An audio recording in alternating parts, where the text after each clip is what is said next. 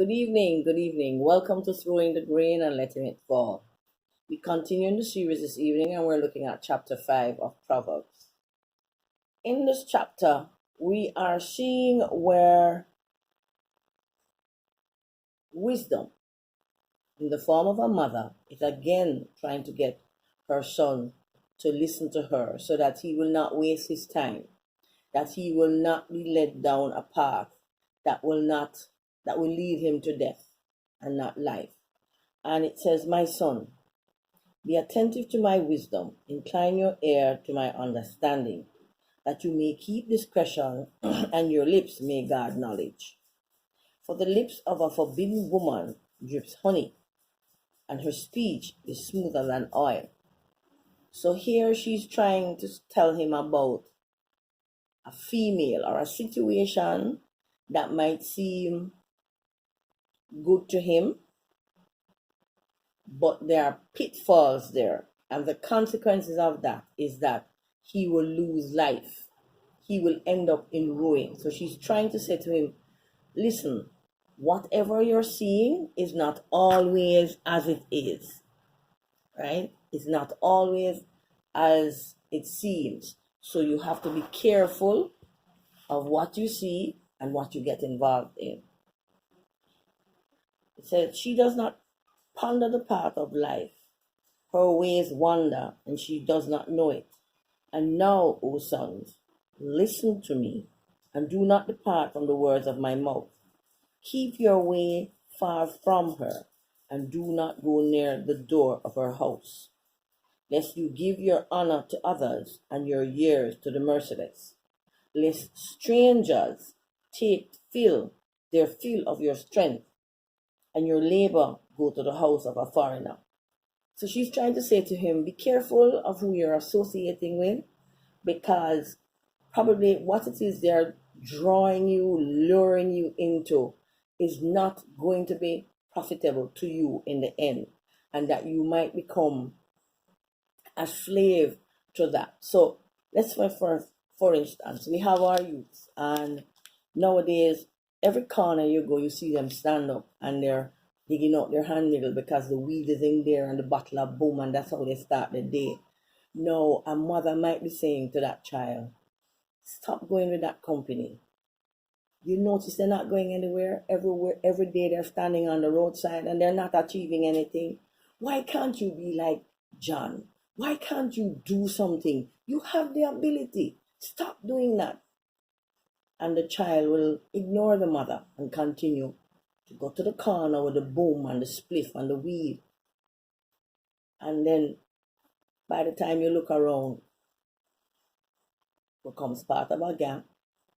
And in order to be in the gang and remain in the gang, then you're going to be asked to do something that might be going to rape the young girl that you grew up with, or it might be you're going to rob somebody. But you're going to get into a situation where it is going to end up with you being a slave, whether it's the weed you become addicted to, or you just become addicted to being a robber. So that is what she's trying to say to him here in verse 10. Let strangers take their fill of your strength, and your labors go to the house of a foreigner. And at the end of your life, you groan when your flesh and body are consumed. So when all of what you're doing and you get to your latter days, and there's nobody around to help you because you might find yourself in prison. Sometimes by just association, sometimes actually having done something. But the point is that the consequences you have to pay for whatever you have done before. It says, and you say, how I hated discipline and my heart despised reproof. I did not listen to the voice of my teachers or incline my ear to my instructors. The theme for this evening's chapter 5 of Proverbs is disobedience. So we're looking at what has happened to this young man whose mom is trying to get him to understand the variables of not listening to her and the consequences that comes from having his own way and doing his own thing. And in summarizing the chapter, this is what I came up with. When we are lured into paths not meant for us, we stumble and become enslaved, ending up being disillusioned and bitter. Whilst those that lure us rejoice of our demise. If you, however, listen and take counsel, we will strive and succeed. And the life lessons, when I sat and I went deeper into prayer and I asked Holy Spirit, I said, so what is the lesson for us? It says, disobedience brings forth knowledge. Disobedience brings forth knowledge. I couldn't see it. I didn't. I said, this is not making any sense. How can disobedience bring forth knowledge? Jamaican people have to say, hard ears. Hard ears. When you are disobedient, you go through the consequences. And that's why it says, disobedience brings forth knowledge. You learn because of your hard ears. If you had listened to your parent, or you listen to that friend that says, hey, that individual, no, I don't think is the right person for you, then you would not have gone into that relationship. You would not have been verbally or physically abused. You would not have been so disgraced by the person and their behavior. Hard ears, Jamaican terminology, hard ears. When we are disobedient, when we are hard ears, when we do our own thing, it brings forth the knowledge. That's how you learn. You learn by your mistakes. So this evening I'm hoping that we won't be hard ears, we won't be disobedient.